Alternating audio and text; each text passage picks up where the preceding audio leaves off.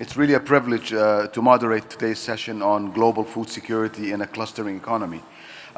This topic, of course, is timely, and we found ourselves at the crossroad where these challenges of feeding a growing global population are being intensified by the effects of climate change, resource depletion, and of course rising economic uncertainties. But there's an opportunity in these challenges. Every cloud has a silver silver lining, as we say. As the international community works towards achieving SDG 2, Zero Hunger, which is under the custodianship of the Food and Agriculture Organization, the concept of cluster economies offers an exciting opportunity to foster innovation and resilience in food systems worldwide. From FAO's perspective, of course, the economic clustering offers a transformative pathway for advancing sustainable food systems. It's not just about efficiency, of course. It's about creating ecosystems that foster innovation, inclusion, and sustainability. This approach not only enhances supply chain efficiency, but also drives innovation, resilience, and inclusivity, value central to FAO's mission. Clusters create integrated ecosystems that bring together industries, institutions, and innovation centers. This model has proven especially effective in food and agriculture sectors, promoting sustainability, technological progress, and economic opportunity for all. Allow me to get straight into the panel discussion, and if I may, and I will start with our first panelist, Dr. Josef Schmidhuber, Chief Schmidhuber. Of course, it's not an easy name to pronounce, but and see if we can start to stimulate our discussion. Joseph, from your perspective, what is the state of affairs in the innovation and technology of agri-food systems, particularly in the developing countries, which you can apply to other countries like in our region and sub-region, and also the Arab region? Is the lack of access attributable to pricing issues or the availability? Yeah, thank you.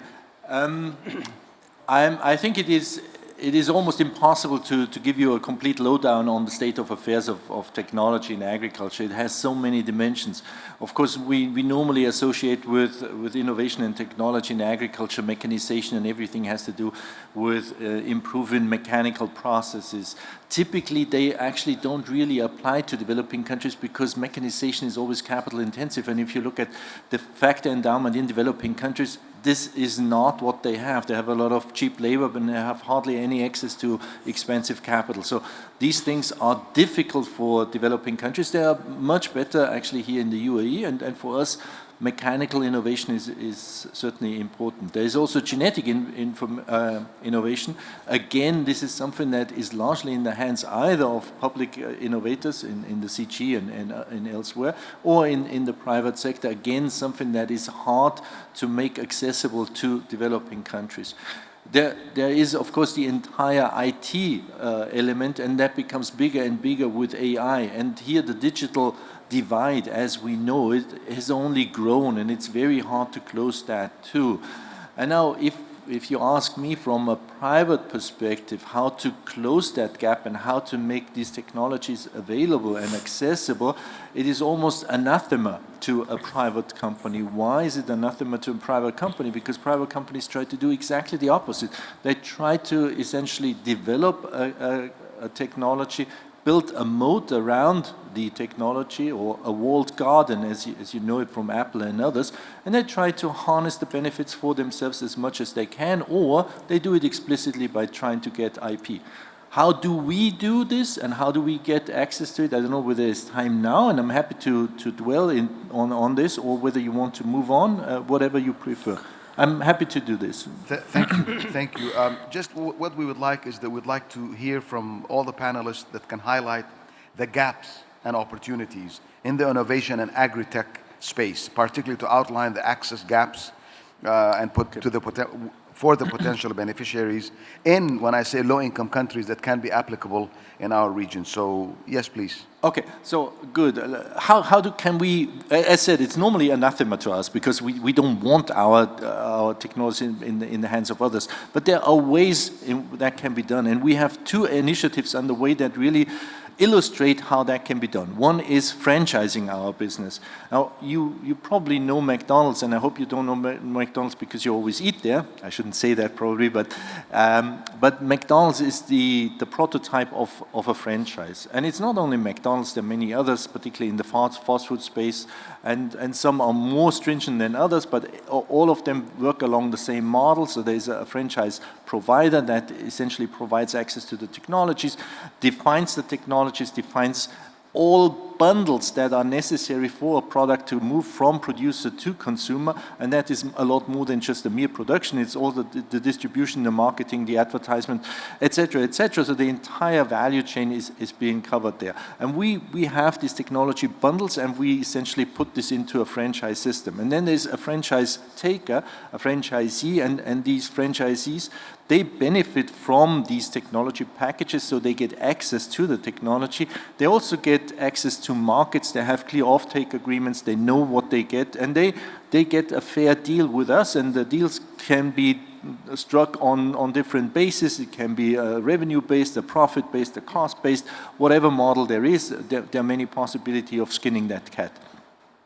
So, and with that, not only the franchisee, the farmers get access to the technology, they get access to the know-how, they get access to the markets, it's also that society benefits from it, because society is being provided with better produce, with an economic diversification. We create forward and backward linkages within the economy, we create jobs, and particularly for an economy like the UAE economy that I always jokingly describe as a 3H economy, so hydrocarbons, housing, and hospitality, really needs a diversification, and we provide this.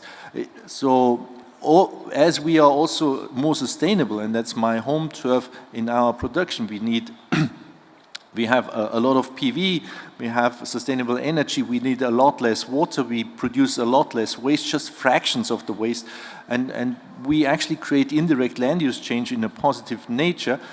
This will be multiplied and multiplied with franchise. In addition to that, and I know I'm speaking for too long, we have a plan for a growers academy, and of course we are not an institution that can give away anything. We are profit-based, but such a growers academy can help us in the long run.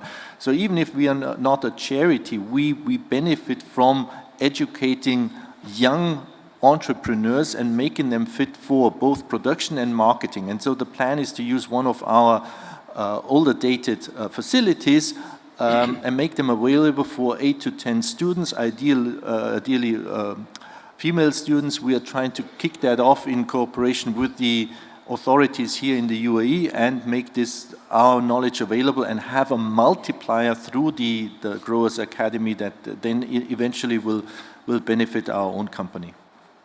Thank you very much. Thank you, Josef, for that explanation. I will go now to my colleague Ahmad Mukhtar. Ahmad, you know, this question is more about the innovation side of it, but you know, the availability of fresh water in our region and also contamination is a serious issue, particularly in the NENA region. In your opinion and views, what type of innovation or technologies we can look for to adopting water-smart agriculture throughout the innovation cycle? Thank you, Kayan. I think one part of this question would be replied by Harun, because I understand the work on the water, but we have this narrative which is called the climate-smart agriculture, but I think for our region, as you used, the water-smart agriculture is the way to go. There are plenty of technologies, you know, to economize the use of water, but then there are certain other elements which we still are struggling at the policy level. For example, reuse of water, or the treated water, as we say. Some people are not comfortable, you know, from a regulatory and other perspectives of the food safety, which is still, you know, there is a science out there that says it is not a valid concern. But then the point is that if that is reuse of the water is not positive or let's say acceptable, then why are we accepting the misuse of water? That means overuse of water in our agriculture systems. Now, many of the good examples, Emirat, you know, where we are sitting, is a good example of economizing or achieving the efficiency of the water. Saudi Arabia is doing well. I mean, most of the Khalij countries or the Gulf countries are doing fine. But what about the countries that do not have that knowledge and technology? So what we need is that we need to mainstream that knowledge and innovation and technology, in particular for the water, because unfortunately water is a source that we cannot, create. It comes from the nature. But what we need at this point in time, to stir the innovation is to exchange the knowledge, to exchange the responsibilities. And being an economist, I must also say that one ignored element is how to price the water.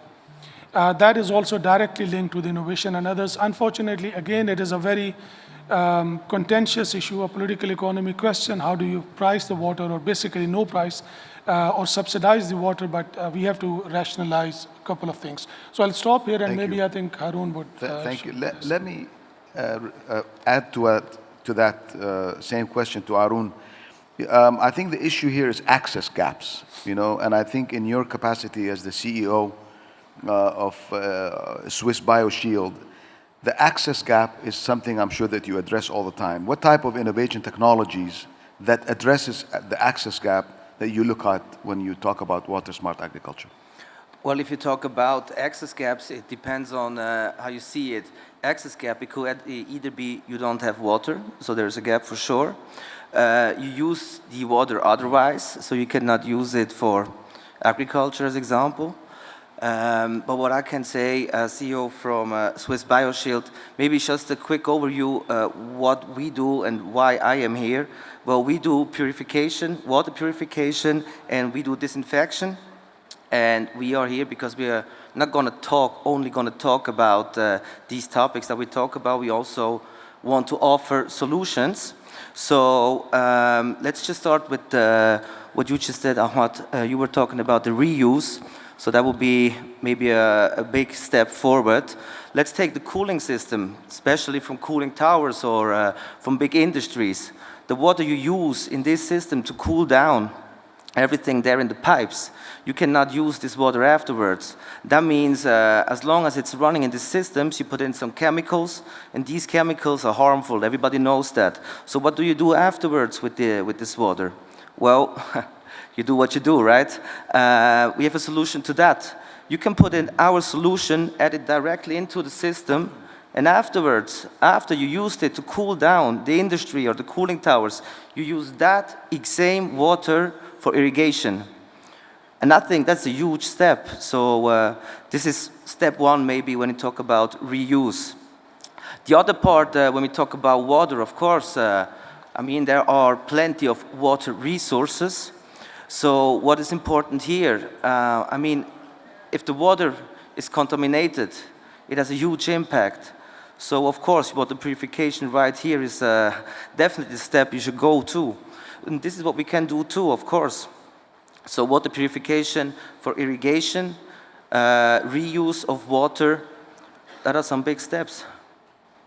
Thank you very much, Harun. I think what we're hearing are the recommendations that are coming out from different sectors. Some are driven by the private sector, some are driven by policymakers, which addresses the issue of access to innovation and technology in the agri-food systems. Allow me now to go to the third and final area that I would like to talk about is, and I would like to address this question to all three panelists, and I'll start with Josef, if I may. In your opinion, Josef, what efforts are being done in the public and private sector to enhance the access of agriculture technologies in, again, I use the terminology, low-income countries, and how would that, in your view, be addressed, and how it should be, streamlined into the overall economy? Yeah, okay. I've already addressed what we do in terms of providing access. But perhaps I take a broader view and use the particular vantage point that I have as somebody who has flipped back and forth between the private sector and the public sector, and particularly international organizations, and how both actually differ and how the two are actually showing similarities, and why that can be used for many things, including for providing access. So it is it is actually astounding for me to see the similarities, but before I get into the similarities, let me start with the big difference. The big difference is really in the mandate. The big similarities are in the methods. So in the mandates are really different. So in the private sector, the mandate is very super straightforward. It's bottom line, it's profit, etc., etc. But you also have a mandate to do this in a sustainable way. You want to ensure that you don't do any harm to the society, you don't do any harm to the environment, and so on and so forth. In the public sector, and FAO does a great job there, the key mandate is provide public goods and do this in the most efficient way. And even if there is a complaint about visibility, you do this within the budgetary constraints that you have, and typically FAO does a good job.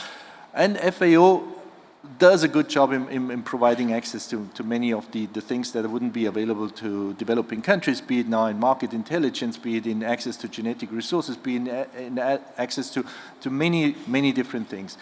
What is very similar, despite the fact that the mandates are so different, is really the methods. And I can say this because I've developed a lot of methods for the FAO, which I'm not saying I'm borrowing now for Pure Harvest, but many of the ideas that have been developed there can be used in the private sector and are being used by a company like Pure Harvest. And actually, this should be a harbinger for what can be done at the broader scale. So we can use a lot more of the developments in international organizations, the methodological developments, the data developments, the AI developments that we actually have so successfully implemented at FAO, but hardly anybody knows, and make them available at the pre-competitive level to private companies. So I think this is completely utilized, and I can give you a lot of examples, not only as far as market intelligence is concerned, but also, for instance, as far as our location scout is concerned, which exists in a different format, FAO, in the ASIS program, in the CHOOSE program, etc., etc. So what I want to say is access can be provided if both the private sector and the public sector understand how to bridge this last mile, the final step between what is being developed and what is being needed. And that, of course, requires an extra effort. Thank you very much, Joseph. Over to Ahmad. Mukhtar, please, if you can give us a bit of an insight on the actual, the navigation of the innovation that is being done in the public and private sector that has complementarities to each other. Thanks a lot, Kayan. I'll take where Joseph left. In fact, the biggest issue is a disconnect. In the public sector, we have a huge knowledge base, scientific research, but not commercialized or, let's say, available to the market in a fashion that it should be. On the other side, in the private sector, we had fantastic opportunities, developments, R&D, but highly commercialized. I mean, you can see this exhibition around this conference area, and you have all of the solutions. Point is that if we want to give cars to the needy people, we cannot buy Ferraris and Rolls Royce. We have to find a middle ground solution. And I think that is where we have to find a common ground where this knowledge that is underutilized or under-commercialized is brought to the forefront in a fashion that it is used, these innovations and technologies.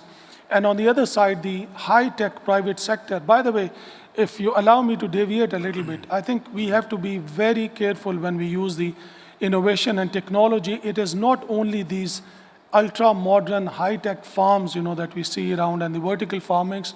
Innovation starts even from changing a certain farming practice.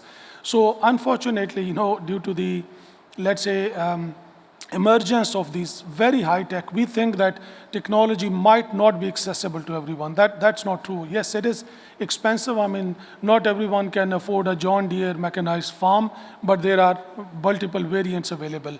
What I mean to say is that we don't necessarily have to buy the Rolls Royce and Ferraris. We have other brands as well. So what we need is probably a platform. If I can, give a suggestion through this summit, why don't we try to establish a global platform on agriculture innovations that provides this bridge, as Joseph said, that could work with, let's say, technical support of FAO, with ownership of countries like, UAE or some of the other countries. And there, we bring this balance. We build this bridge where we so-called democratize the access to the technologies and the innovation, even if it is commercial, because of course most of the R&D and the commercialization has to be for profit, and that is perfectly fine. But as one model mentioned by Josef, let's say franchising opportunities, the collective action or the collective distribution models, like the subscription models, that the other industries use. So that would be my, let's say, suggestion to think about it. Let's have a common platform of the public-private sector where we get the knowledge and innovations and democratize that for all of the, let's say, world, but particularly in this region, if we can start with a regional example. Thank you. Thank you very much, Mr. Mukhtar. Joseph? Yeah, I'd like to pick up on a point that Ahmad made, and it's really an important one. Technology should not be the end. It should be just the means to an end. And there is a big problem if technology becomes the final end, the final purpose. And we've seen this actually, particularly in our industry, in controlled environment agriculture. And you probably are aware of the many casualties that we've seen. Just to mention a few, and I don't pick them out because of a particular problem, but App Harvest went bankrupt, Aero Farms went bankrupt, and just 2 weeks ago, Bowery went bankrupt. And there are reasons for that. There are many different reasons, but one of them was just over investment in technology. So technology is no longer just a means to an end, but becomes an end. And that's very, very dangerous, particularly in the private sector. But the same holds for the public sector. So technology has to be appropriate. It has to fit the right level of development. And there are so many technological innovations that we also propagate. We are not only in the ultra high-tech space, we're also in the low and mid-tech space. And there are very simple innovations that can boost water use efficiency, energy use efficiency, can reduce waste, can reduce electricity needs, etc., and can boost the bottom line of a smallholder farmer and a poor farmer. As said, we are trying to bridge that last mile with franchise and other options, but there is a lot more that also the public sector can do through contract farming and similar vehicles. Thank you. Thank you. Sorry, I cannot hold myself, when you mention these farms going bankrupt. I have coined a new terminology. In the Khalij countries, most of these farms have syndrome, the tomatoization and zucchinification. So probably one of the reasons is that they were too much tomatoized and zucchinified. So that's the reason. Thank you. Harun, from your take, how would you see, or how would you, from your lens, see this, or how would you navigate this innovation? How would you reap the benefits from these partnerships? Well, that is a very important question, and I think what both gentlemen said before is also very interesting. Out of my view, we have a company, we have a very good solution, completely biological. It could bring everything right here, like steps forward, and we want to enter the market. Now, there are 2 points. First point, you have to have access to the market, so local players who can distribute or use your product. That is on the one hand. On the other hand, there's the regulatory. You need a license, for example. So now how does it work? The process here. If there are any complications, that can make it very long and very difficult for innovations to get into the market and to be used. Of course, for that you need a long breath. And then, if you want to implement new solutions, we come back to the franchising again, because this is exactly what we do too. So you need access to the market, and then you need local players. Give them the power and the knowledge that you have, share it with them.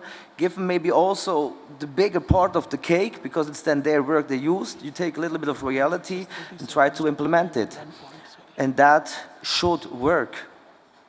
Thank you. Ahmad, you have? Sorry, thank you, Kayan, for giving, but just a small point, the franchising was used as a good concept, and I agree, but just one point to say, by the way, the governments, or most of the governments in our region and all over the world, do subsidize agriculture, but many of those subsidies are not necessarily efficient. Why do we not consider, and that is my recommendation number 2 for today's session, why do we not consider one heading of subsidy or financial support for these type of franchising, where government actually pays the franchise fees based on certain conditions or the productivity, let's say productivity elements or whatever parameters you want to use, this will be a good use of public finance. Thank you. Thank you very much, Ahmad. I think we have come up with some very good recommendations from the three panelists that are, each of them covers a domain or a sector of their own. These outlining these contours of enabling a regulatory and market systems for encouraging the adoption of agri-tech, particularly in the developing economies. Last questions, we don't have much time left, but I'd like to start with Josef again. Again, I said the word, reaping the benefits. How would you, address any innovation or any agri-tech that comes into let it be platforms, let it be subsidies that was discussed, how would we elevate it to the next stage? Yeah, okay, so there are certainly different models depending on the environment in which we are. And if we talk about least developed countries, I think it would be important to get rid of the taxation. You may or may not know that a lot of the very poor countries, they are either taxed directly, the farmers in these very poor countries, or they're taxed indirectly through overvalued exchange rate and the like. So it would be important to level the playing field from a commercial perspective and from a subsidy perspective. And in a way, the same holds then for the rich countries. They still subsidize their agriculture with enormous amounts of money. I don't know what the latest OECD estimates are.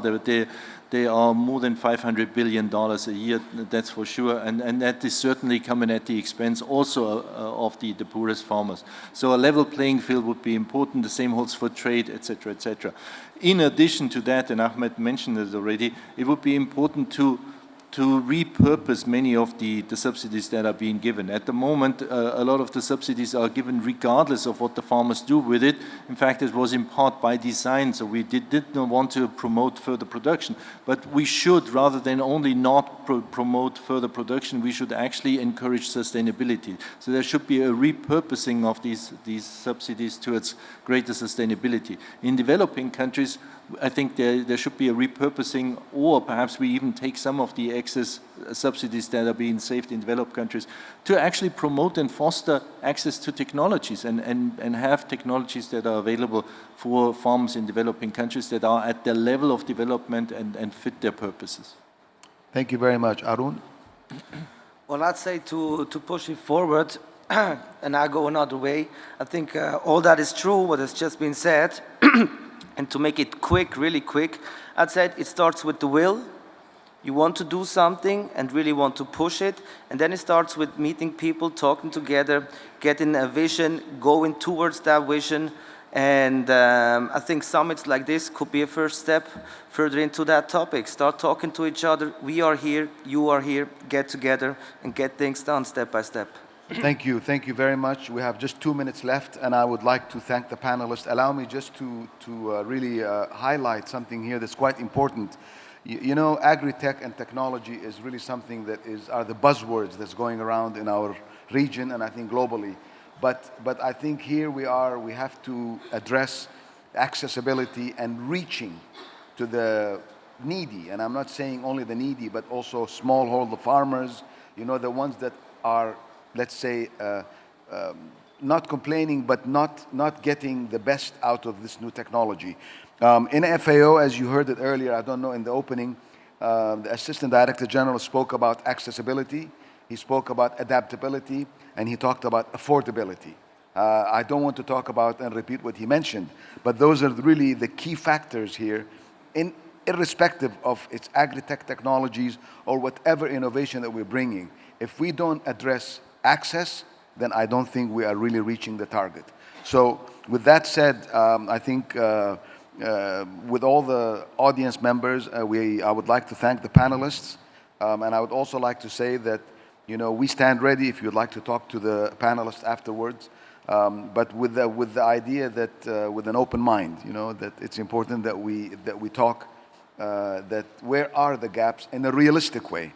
I think sometimes just talking is not really achieving what is being done to the ones that we're talking about in absentia, because they're not really here. So we need to talk about them.